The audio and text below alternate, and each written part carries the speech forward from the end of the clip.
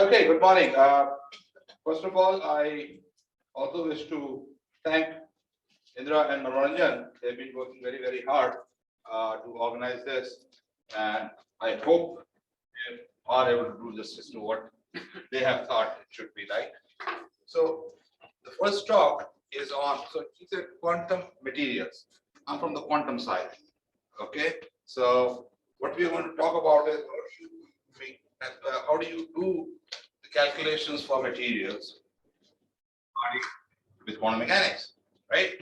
So usually, and most of you are involved in theory, density function theory calculations, material calculations. So probably you've heard of Thomas Fermi theory, that was the beginning of the FP. Am I right in assuming that?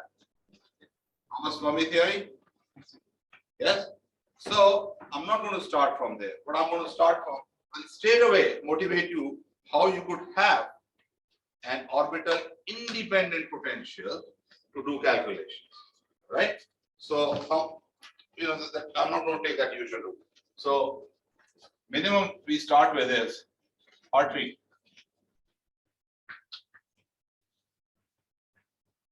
Of theory. Right? And this is a mean field theory. And what it does is, before that, I just qualify, since we are doing materials and we're not going to talk about magnetism for the time being. So I'm going to assume all my systems are spin compensating. All right, so spin right now I'm not taking into account. It can be taken into account, but right now assume that there are two, there's 23 electrons and all that. Now, when you do Hartree-Fock theory, right, this is to assume a wave function, a variational form of the wave function, which is a Slater determinant. All right, so I'm going to remove this S also now, just write T because I don't want to keep writing again and again. And you have wave function, which is 1 over factorial, and that is the vector that does the normalization. And then you fill in orbitals. Y1, X1. I'll tell you what X1 is. Y1, X2, and so on.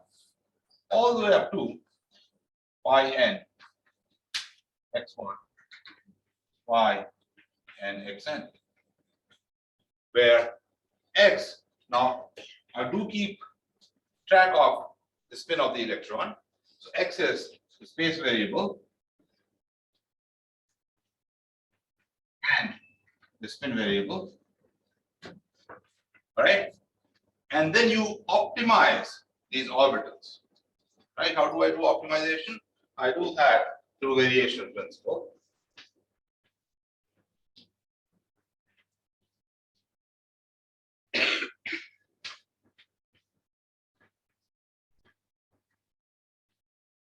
And that is to say that what you do is calculate the expectation value of the true, and then say what orbitals minimize it. What should be the orbitals, right? So you take the expectation value, and I should write this clearly. And that expectation value is going to be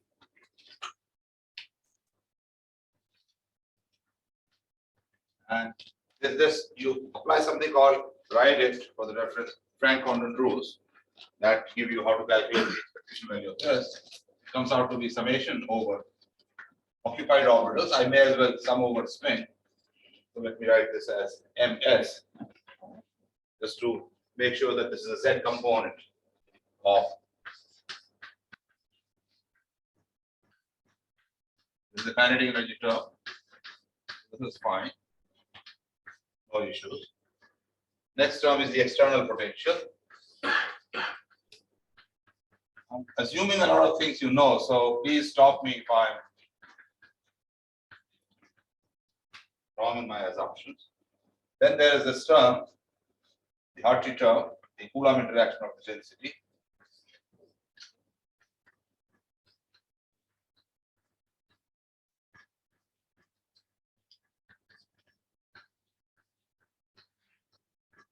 There's one more term, right? And that's the term I want to focus on.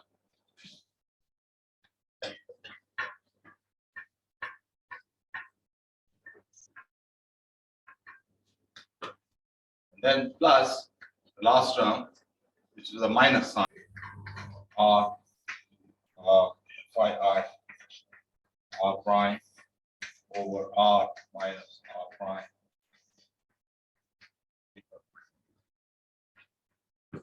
is equal to epsilon r phi I. Yeah. Probably up to this point you have all studied, right? I mean, this is the equation, you solve it. So these are all fine. This is acting on phi I. So this is very nice. The only thing is that once you start doing it, and in all this, I'm going to assume we're doing a calculation on a grid. No basis set business so far. That people will talk about later. So I'm after the exact solution. Somehow I'm solving this equation, right? And so when you do it, this is fine. You take the second derivative of this. This you multiply. This you multiply. This is a funny animal, right? This is giving an operation on the ith orbital, but in a non-local sense. It is acting on I at all the places. So it is like this term, right? This term was acting locally. So let me just write it and you see the difference.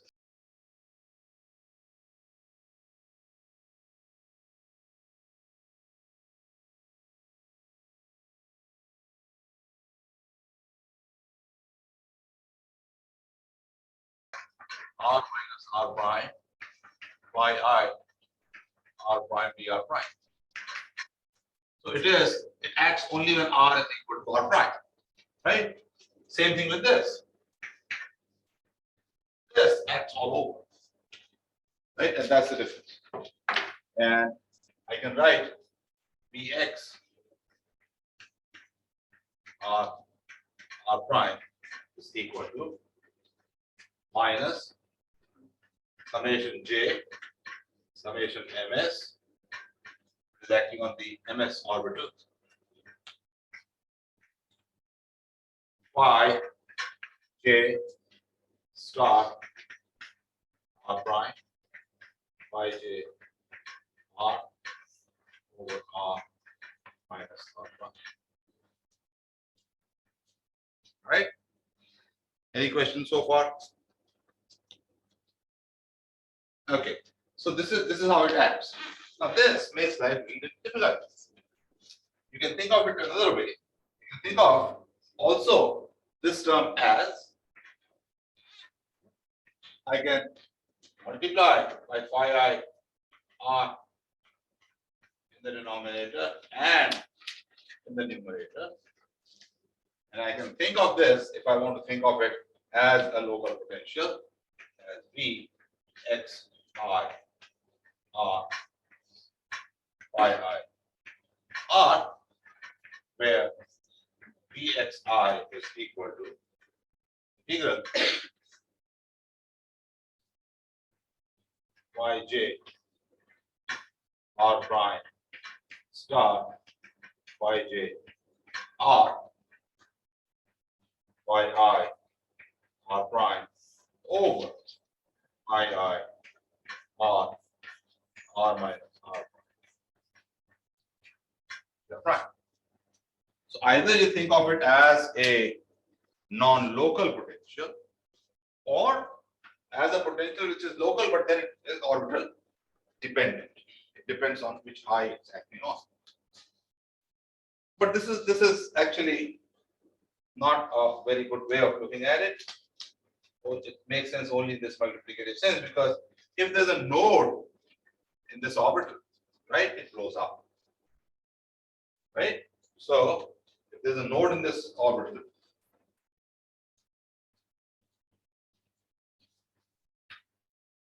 then all this.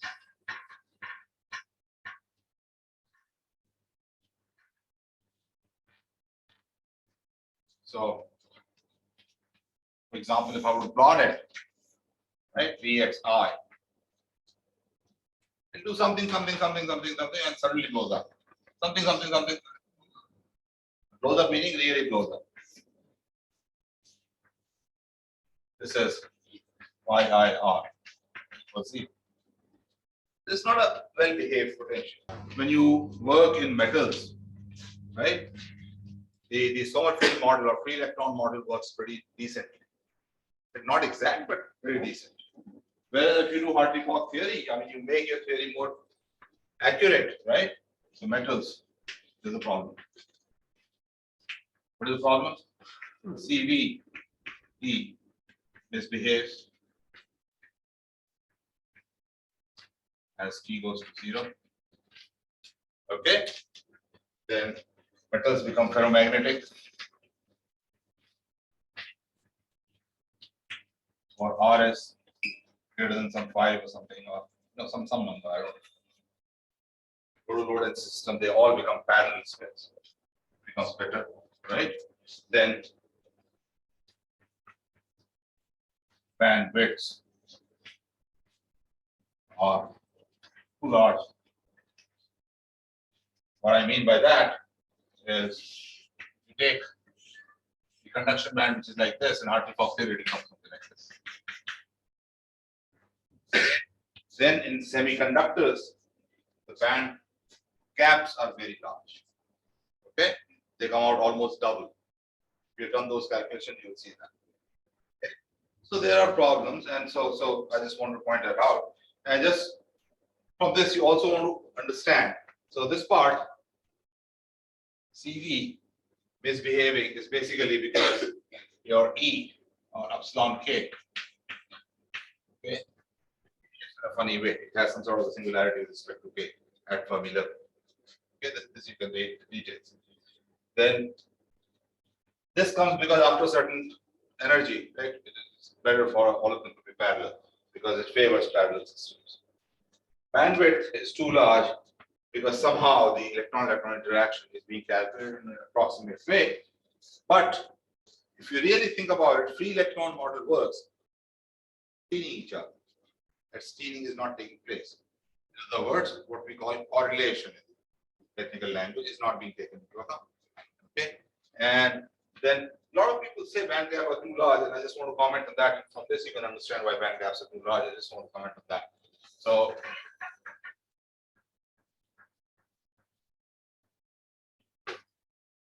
if you look at the Vx, which I wrote as summation J ms, right? There's some lower phi J r star prime phi J r, and this J is all occupied orbitals. If I add one more electron, right, I can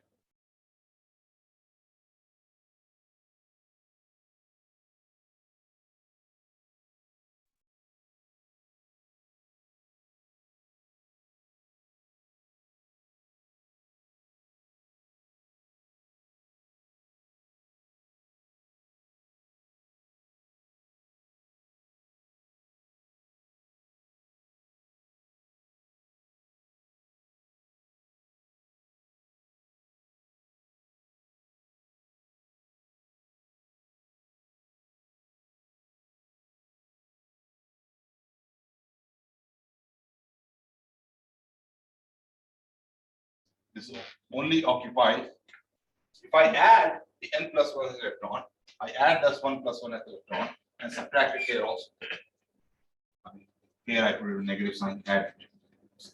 And you see this becomes like an n plus 1 part of the problem. I'm solving the same equation. I'm solving the same equation with this Vx for the n plus 1th orbital. And I can think of it by adding and subtracting the same term, self-interaction term. And that means if you're solving an n plus 1th problem, all the levels go up. The Coulomb interaction is more. So if the n problem was like this, n plus 1th give you something like this. This becomes the gap. It's large. Okay, because in a sense, when you're calculating the Hartree-Fock is all about occupied orbitals. When you're calculating epsilon 1 plus the eigenvalue for the n plus 1th level, you're doing this. You're doing actually solving an n plus 1 electron problem. So you're overcounting. So the Hartree-Fock epsilon. That's the general comment about Hartree-Fock. But what I want to use this as a motivation for is, wouldn't it be nice if we could get rid of all this, right? and make our problem really nice. That's why I said I'm not starting from Thomas Fermi, I'm starting from the mean field equation Hartree Fock. And what my goal is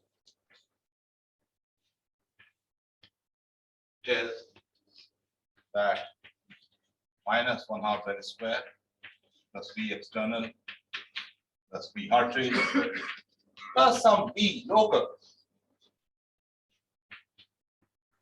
on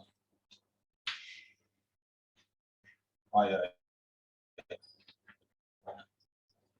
If I could do that, I'm reducing the complexity of my problem, and hopefully, to a large extent, I'll also take care of this. Is the motivation clear? I want to make this a loop. Is that okay? Any questions, comments on that? So let me just go historically. Okay, this attempt was made, and it was made by Slater.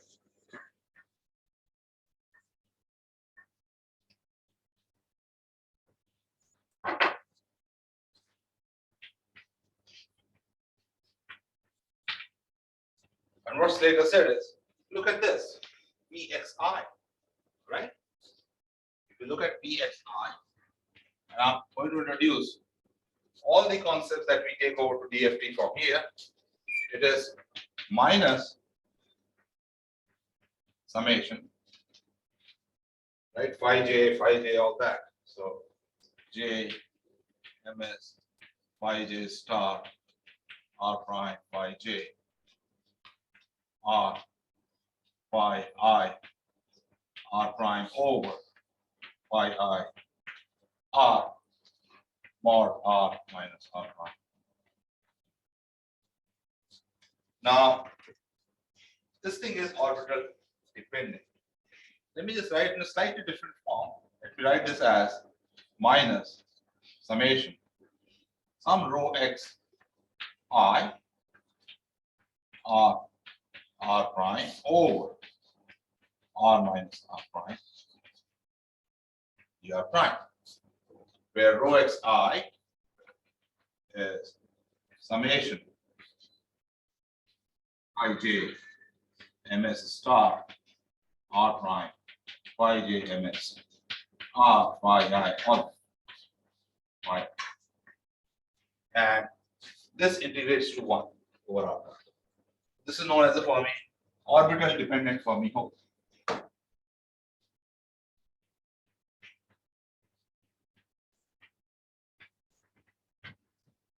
And the exchange energy or the exchange potential is the Coulomb potential that is corrected for because of this hole. Each electron is moving around in ith orbital, the whole orbit. All right. Now, what Slater said is, let's make life easy and take the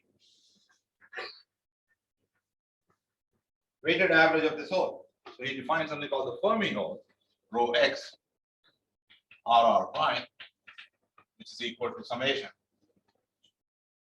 phi I star r phi I r rho x I r prime divided by summation I phi I star. This is the weighted average of this Fermi hole. Okay, orbital dependent Fermi hole, and this becomes orbital independent.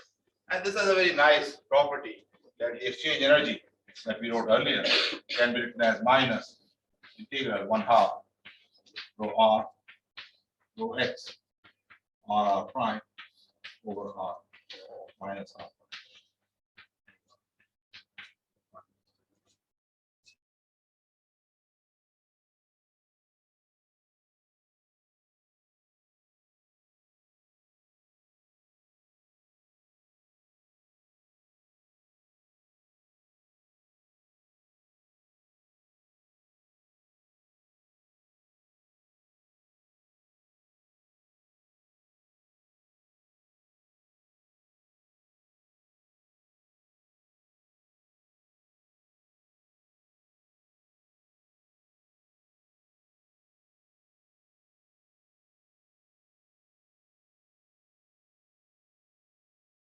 Prime.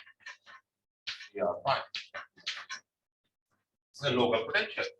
And my equation becomes minus 1/2 del square plus V external plus V hard plus V exchange stator.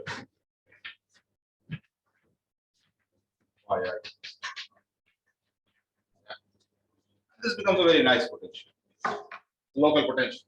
So if you were to plot it on an atom, it behaves something like this. Okay, let's say this is 40 V exchange later. All right. And then he further said, let's approximate this by something called local density approximation. That I'll use the expression for rho x r r prime, which is true for homogeneous electron gas. That is being calculated using plane waves, and this value comes out to be minus 3 kf r over 5, where kf r is 3 pi square rho space. So you get something called the Slater equation. You further simplify it. Everything is in terms of the density, and you do your calculations. Okay, now what I like you to do is Google X alpha method. This is also origin of something called the X alpha method. This is the exchange potential. Then he said, let's put an alpha in front and make this parameter, vary until you hit the minimum energy, and you get X alpha. So happens alpha usually comes out to be 2/3. Okay, this is a setup that I can, through some method, get a local potential to do my things. Is that okay? Instead of all that complicated Vxi, rho xi, which is also not well behaved at certain points, you can get a local potential. Any questions so far? What should I have done? Now this is modern. He did an approximation doing this. What I should have done if I really want a local potential. That's Hartley Fock, right? So next question. What would I do? Set the true local potential.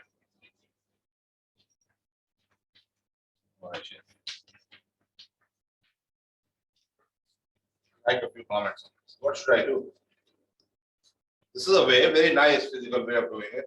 But mathematically, what should I be doing? What should I be doing variationally? Let's put it that. There's nothing wrong or right. Just let your imagination go wide. Comment. What should I do? If I really want a true local potential that gives me Hartree-Fock level accuracy.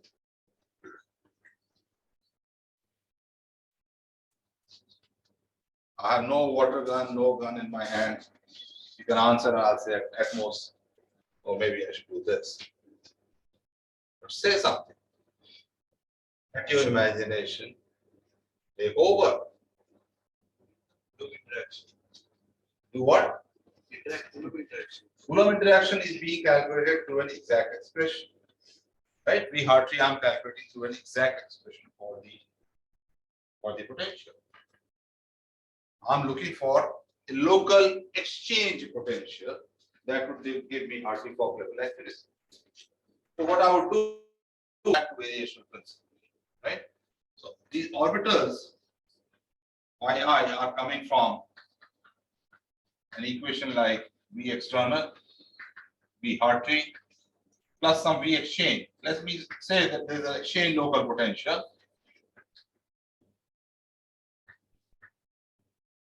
What do I do in Hartree-Fock? There is a usual principle. I make these phi i's parameterize. I put some parameters there, right?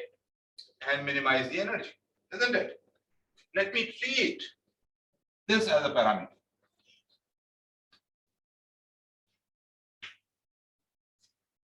If you like thinking in terms of numbers, what I'm doing is, or numerically, I'm solving the Schrodinger equation, right,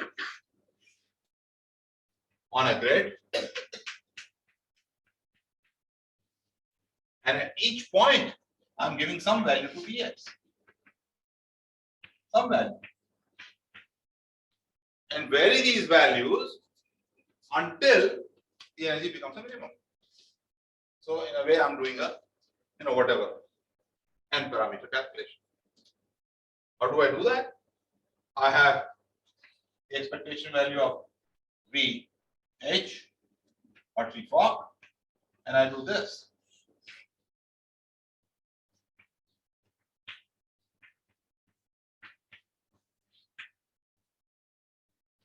I do everything is depends on V. Whatever V external is fixed, this is coming from orbital, so this I can calculate. I want to keep varying this until these give me the answer. Okay? And this is known as the optimized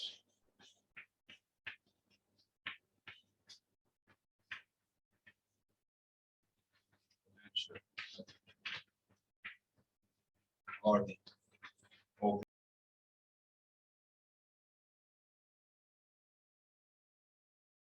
regular orbit, which is what top of the conduction band is same as the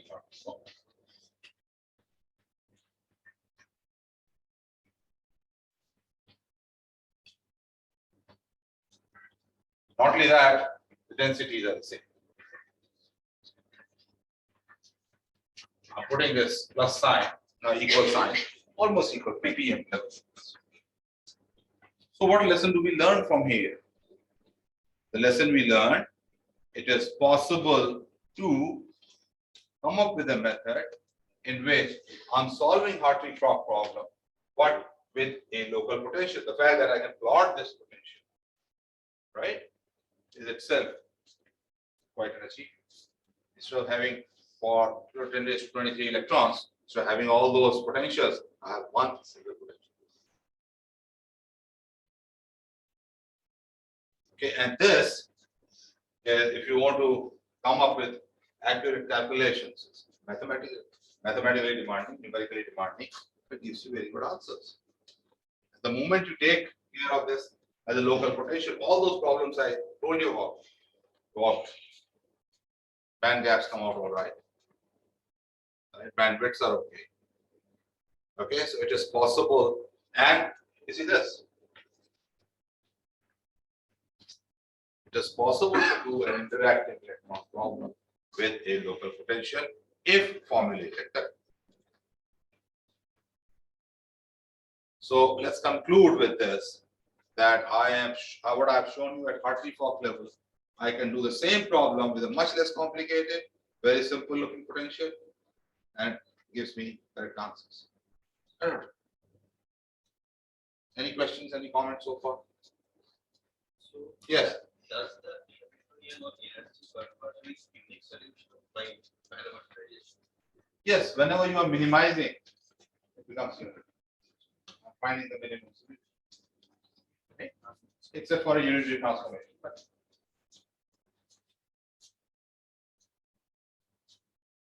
anything else? Whenever you do, I'm basically doing a variational principle. It's just that I've chosen my parameters to be different. I'm treating the potential itself as a parameter. So while calculating this, we do this using like It's a numerical technique. Yes. yeah, single particle density function for all the other calculations. That is called the Coulomb part and all of them. Yeah, so whenever I do that phi I, right, I'm getting the density. Once I have the density, the rest of the terms are easy to calculate. Yeah, so when I try to minimize my energy, that means I'll have to look at something like I have to parameterize my single particle density with that parameter. No. I am actually taking some arbitrary potential, solving, getting my phi i's, right? Getting my Hamiltonian expectation value with respect to the Slater determinant form from these phi i's, then varying this until I hit the minimum. So it's some function of R only. This is a function of R. And as I said here, any function of R you can think of a function of n variables. If you're doing a grid graph. So can we do something like this, like for all, like we can think of this potential as similarly like Coulomb potential and try to find the corresponding row for the exchange potential. Can we do some reverse technique like that for that material? What you're saying is, can this potential be thought of as arising from some sort of a Yeah, exchange role? Yes, absolutely. Yes, the whole physical interpretation. Okay, but the idea I want to drive home, but very good question. I want to drive home is, so it again, it comes out from this exchange role, except you have to do two more steps, right? Okay, so this is, so Slater was not exact. It overestimates, OPM is exact. So the point I want to drive home is that you can do a calculation with a local potential. Is that okay? Can I ask a question? So OPM essentially involves that this expectation value of the Hartree-Fock Hamiltonian. Yes. You're taking up or doing a variation with respect to a non-local potential. With respect to a local potential. So Vx has been transformed to a local potential. Yes. That in the sense of Slater or In the sense of, yeah. So I assume these orbitals are coming from a local potential. okay. I calculate the expectation value. Then I do some mathematics and come up with an equation for this potential, which I solve. And historically, this was known to Cohn and Cham. Or this was, the Sharp and Horton did it in 1950 something. Okay. All right. So The first solution came in 1972, which is post Cohn-Sham, and then immediately it was recognized this is Cohn-Sham potential. Okay. It becomes a functional. So let me write it like this. It's a function of this R1, R2, and so on, and it's a function of O1.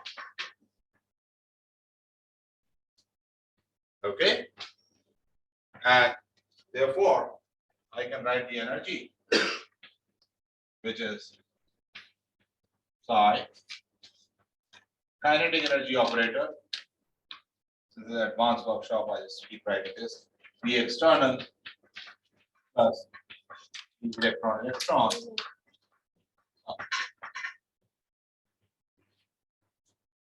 This is also going to be a functional operator.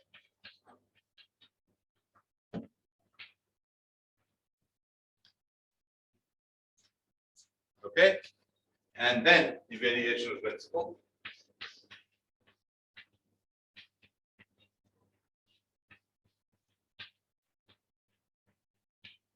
Is delta, the functional derivative of E. Whenever you do variation, you keep the external fixed. Otherwise, you'll be changing the system. You keep the external fixed in that system if I vary the density. Right? This is 0 with the constraint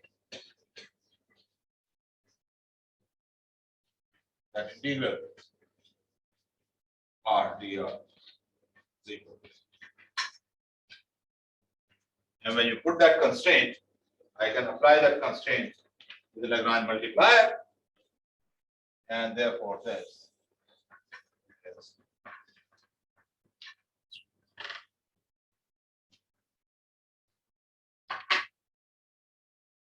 Is that okay? And therefore, mu has an interpretation. Delta E, if I now allow a general variation of the density, delta rho dr with mu delta n. So mu is the EDN, is the external. This implies mu is ms.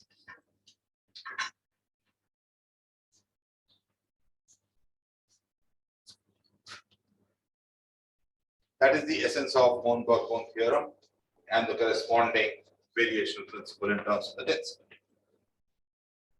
Is that okay? Any questions so far?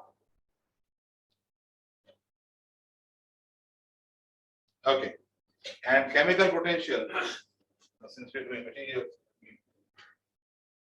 right, in terms of the extended system.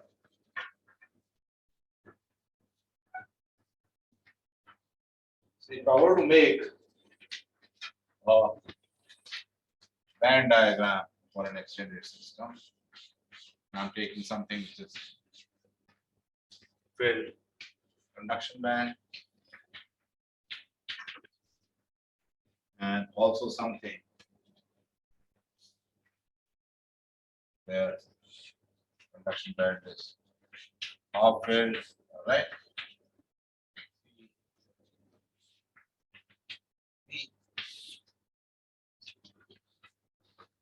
The chemical potential is the change in the energy when an electron is changed. So this is E equals 0. This is, in this case, this is equals 1.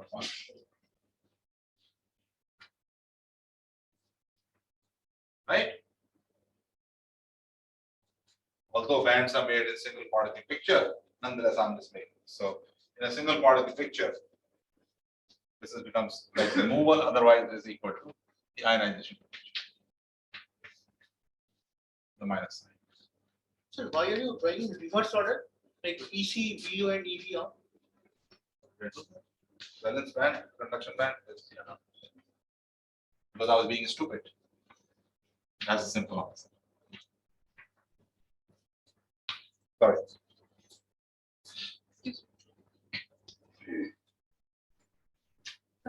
Yes. You assume the external energy, the External potential exchange is energy. fixed. Is fixed. I think you consider the exchange energy is the external potential, right? No. Exchange energy will be in VEE expectation value.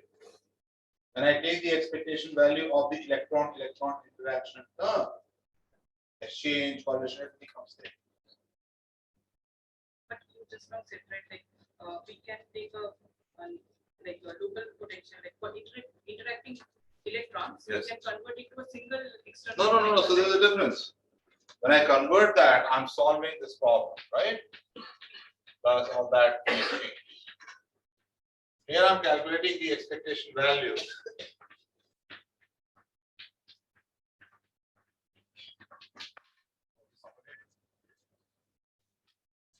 This is the two interacting system. That I'm trying to replace that by a non-interacting system. That is the difference. I switched gears. I erased that part. Okay. This is like the original form. This is the original. Oh. Okay. So, all right. So this is the ionization potential because mu, as I said, is delta E, delta Z, which is equal to delta E divided by 1. If I remove an electron, energy goes up, right? And you get minus I. Okay? That's the mu, that's the chemical potential. Now, I can do the same thing. Now, let me ask, and that's the last thing I'll do in this lecture, and then we stop. Let me ask, can I write this equation? Delta over delta rho E external rho equals mu in some sort of a non-interactive problem. Okay. So assume there exists a non-interacting system that gives same density as the interacting system. That means I'm assuming, and I have already motivated that can be assumed, that is square plus the external plus some V extra, right? Whatever it consider Hartree exchange and all that. Some V, let's call it, what do you call it? Let's call it V effect. Yi equals epsilon. Let's assume there exists a system like this, right? Then which gives the same density. Okay? If it gives the same density,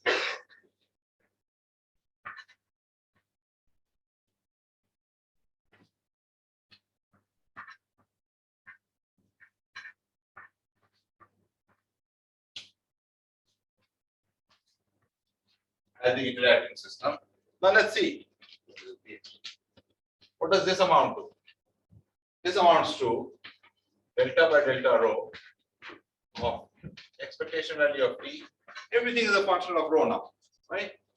Plus V external plus V Hartree plus delta E, what I'll call exchange correlation. This I've already motivated. This is part of that. Is equal to.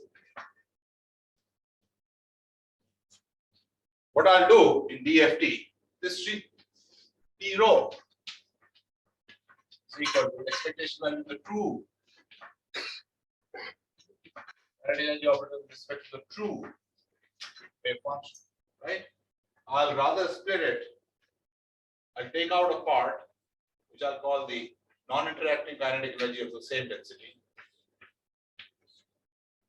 plus all this, plus delta EFC, DFT.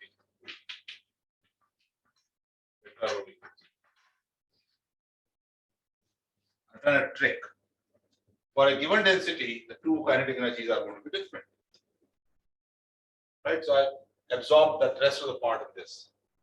Right, where XC, EFT is EXC quantum mechanical. This is quantum mechanical. Plus E minus TS. Okay? Now notice this is V external or this is V Hartree or this is also depends on only on R and this is called the exchange correlation. So I've written the Euler equation for the density, right? This is a variation of principle. So the Euler equation in terms of non-interacting density, because this TS is non-interacting. But this is equivalent to solving this equation.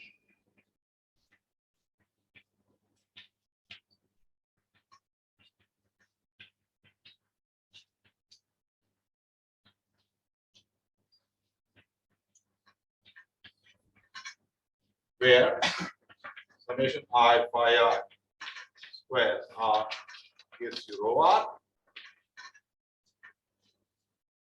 and by construction mu is the same. For the non-interacting system, the removal energy from the highest occupied, so epsilon I max is going to be.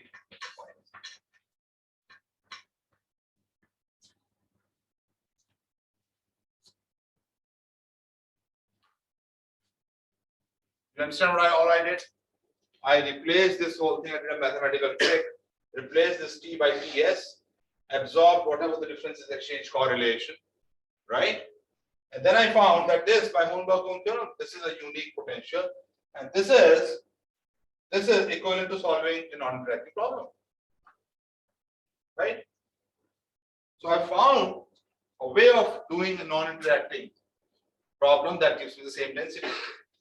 And this not only gives me the density, it also gives me epsilon max by construction. By construction, we have the mu has to be the same. It's the same system, right? So this has to be mu, which is minus I. So if I solve this problem, I should be getting the correct density, the correct exchange, correct epsilon max. And from the density, if I put it in all this, I get my energy. That's the whole methodology. How we employ it is going to be the topic of next section. I'll review Ponchak, and then all those functionals are developed. That will be taken over. Okay, I stop there for time. Thank you.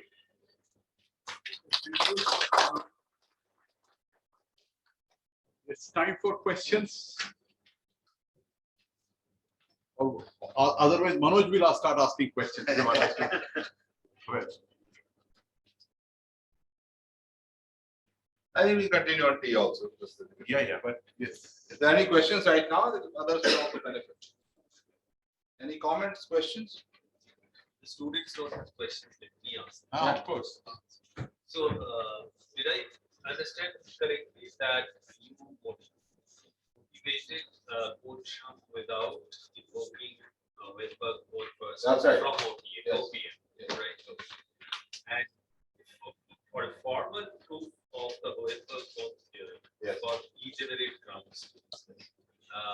You need the constraint search. Right? What Not you say- necessarily. Not necessarily. Not necessary. Not necessary. Then even now, what you do, okay, so since you asked, what you can say is that now I have a set of wave function, psi 1, psi 2, that are all giving me the same energy, right? So I restrict my search to V external that give me a set of wave functions that give me the same energy. Then the truth goes through. It's slightly more clear. You don't need. Constraints are very easy to think. It's a very nicely done in Brazil course. Yeah, surely, yeah, you. Maybe students wants to ask questions, so that's why I asked for them. So I think maybe it's easy to question whether your assumption that you have made is the density can be represented by some of non-interacting wave functions. So for what then Okay. representability. So That I- part, yeah, I did not want to go into that. yeah. This is when you assume this, right? When you assume this, you're assuming something called the non-interacting n representability. That means density of n electron system can be represented by a non-interacting system, and this is a problem which we assume it is so. In fact, you will find systems 1 or 2 I carbon probably where you don't get it, but you assume. Yes. Yeah, I know it's a tricky question. So are you going to address that? That's why I know emphasize this. So some of the so-called strongly correlated electron Yes. systems. Yeah, So even there are some Non-strongly questions, correlated yes. carbon. That's Yes. where- Sure. Yes, there is a question from. a Yes. student. So when you're solving. Bit louder over. When you're solving this variations. I think the Yes. microphone is not on. So when you're solving this using variation principle, how do we ensure that the final wave function that we're getting that has antisymmetric properties like state of like. Oh, so when you do apply variation principles, you construct only those wave functions that are antisymmetric. That you enforce from outside. Not going to be automatic. So Antisymmetry is after, an additional requirement for it being a polynomial. That's why either I choose later determinant, or when I do variation principle, my size which are chosen are antisymmetric. you're saying that initial cases we take. Antisymmetric, yes, it's made antisymmetric. So after applying variation principle, the antisymmetricity should retain. Yes, it will retain because that's how you're constructing. Like for example, why did I write slated determinant rather than just a product wave function? That is to make sure that it remains antisymmetric. So is it a necessary condition to choose the antisymmetry system? We can do it for boson system as well, right? Yeah, do it. Cross-productivity equation.